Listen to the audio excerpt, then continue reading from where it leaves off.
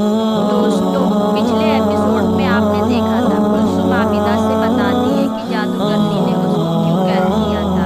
अब अगला एपिसोड यहाँ से शुरू होता है। चलो हाथ मुंह धो लो और रात का खाना खाओ।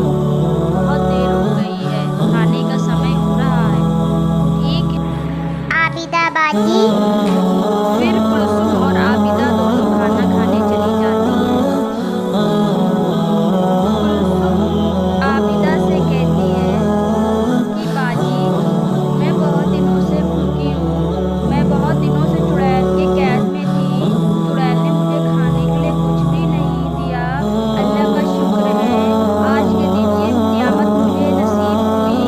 बाजी, आपका भी एहसान है, आपने मुझे बचा लिया, वरना वो चुड़ैल मुझे मार डालती। फिर आबिदा और कुलसुम दोनों खाना खा के पानी पी लेते हैं और खाना खाने के बाद की दुआ पढ़ते हैं। इधर चुड़ैल भी एक बच्चे का कटा हुआ सर खाती है और वो कहती है कि आज रात में मुझे इसी से काम चलाना पड़ेगा।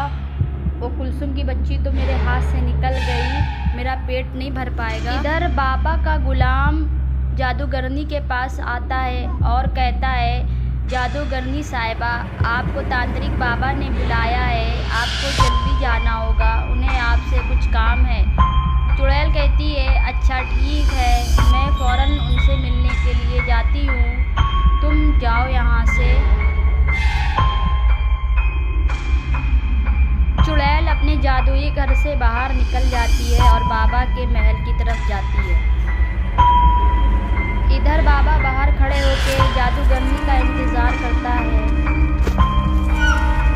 और वो अपनी छत से जादूगरनी को देखता है कि वो आ रही है या नहीं।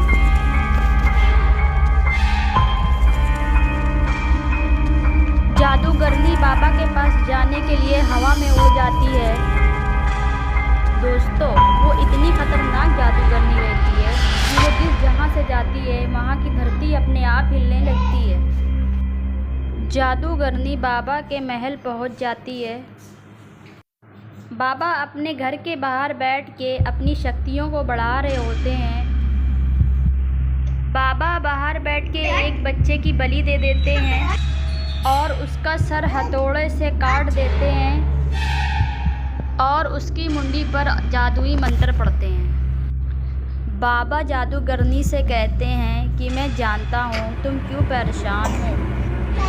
वो लड़की आबिदा को मारना इतना आसान नहीं जितना तुम सोच रही है। यहाँ रात हो जाती है, आबिदा और कुलसुम सोने की तैयारी करती है। इधर आबिदा भी सोच रही होती है कि वो जादूगरनी को कैसे मारा जाए। अगर वो जादूगरनी को नहीं मारा जाएगा तो जादूगरनी ना जाने कितनी लड़कियों को कैद करेगी और मार डालेगी। दोस्तों, रात हो जाती है और कुलसुम और आबिदा दोनों सो जाती हैं।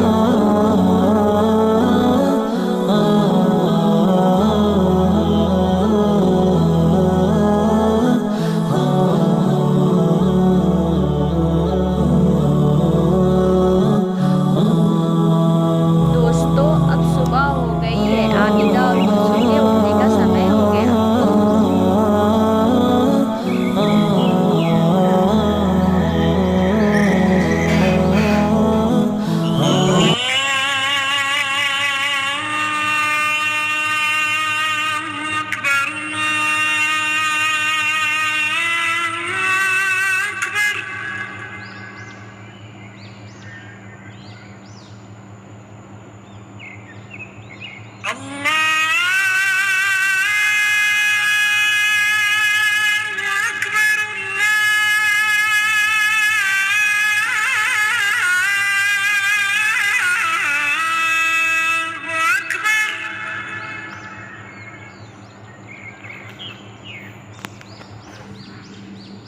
अशहदु अल्ला इलाहा इल्लल्लाह।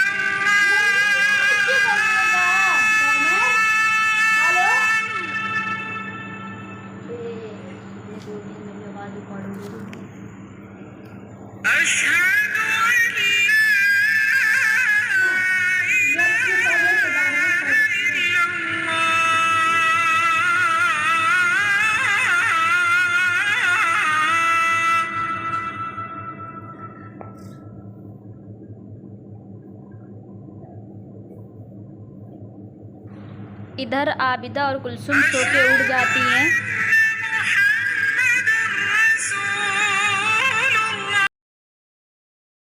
नियत में करती हूँ 2 रकात नमाज नफिल वास्ते अल्लाह ताला के लिए, रुख मेरा काबा शरीफ की तरफ।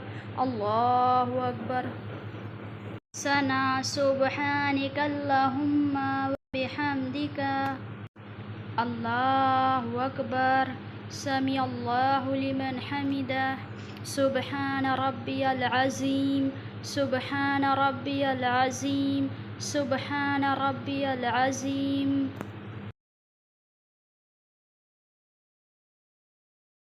अल्लाहु अकबर। सुबहान रब्बियल आला। सुबहान रब्बियल आला। अल्लाहु अकबर। सुबहान रब्बियल आला। सुबहान रब्बियल आला।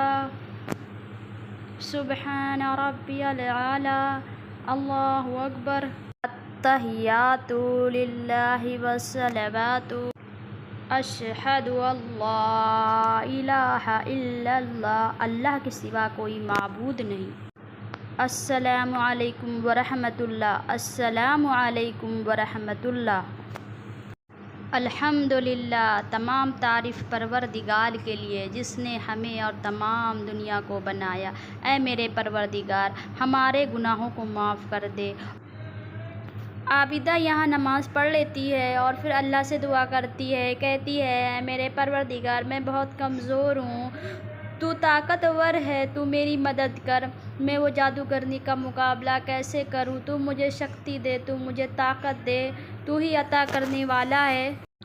या अल्लाह, मुझे जादूगरनी की शक्ति के मुकाबले 10 गुना ताकत अता कर, ताकि मैं उसका मुकाबला कर सकूं और तमाम बच्चियों को उससे बचा सकूं।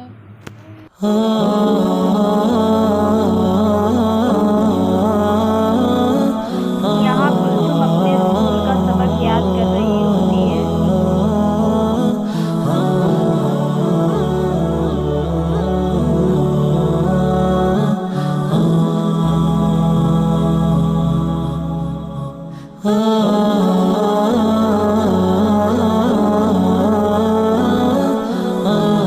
आबिदा सुबह के टाइम सूरह यासीन की तिलावत करने लगती है। सूरह यासीन की तिलावत करने के बाद आबिदा चाय पीती है। आबिदा सोचती है कि मैं कुरान पढ़कर ही जादूगरनी का सामना कर सकती हूँ, क्योंकि कुरान बहुत ताकतवर है। अस्सलामु अलैकुम दोस्तों, आबिदा की उड़ने वाली जानेमाज़। अगर आपको मेरा चैनल पसंद आता है तो मेरे चैनल को सपोर्ट करिए और उमर समर नाम के चैनल को सब्सक्राइब करिए, ताकि मेरा आने वाला